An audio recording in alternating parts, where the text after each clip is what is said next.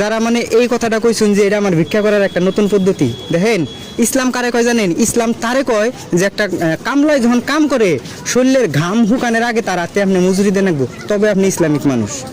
ইসলাম এটারে কয় যে শরীরের ঘাম হুকানের আগে তার হাতে পয়সা দেন রাখবো। যদি সেই মানুষটা ঘাম হুকানের পরে আপনার পয়সা চাই না নাকি, তাহলে দিন শেষে কিন্তু সেই মানুষটা আপনার কাছে ভিক্ষাই চাইলো।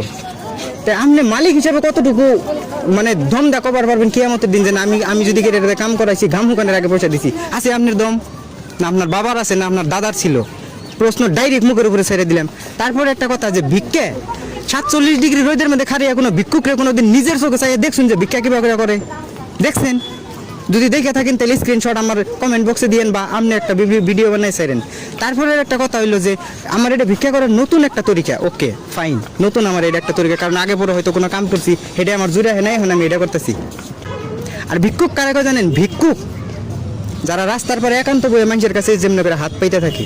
আর আমি অলরেডি কি লিখে রাখছি জানেন? সাইডও এই এই আমার এই পেপারটারে দেখাই দেবেন কি কি লেখা আছে। কি লেখা আছে স্পষ্ট দেখবার পরে আমাকে অসমীয়া ভাষায় লেখা আছে, মুখ টোকা দিয়ে তো আপনার ইচ্ছা, ক্যামেরাটা এখন এমপি করো। অলরেডি আমি লিখেই রাখছি।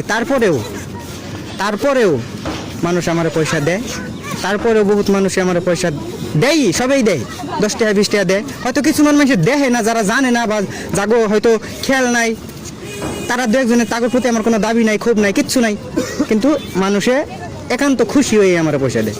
সো তুমি কি কইছ কথাহানি আমার লাগছে, তাতে আমার কিছু না, আমি রিপ্লাই এটাই দিলাম।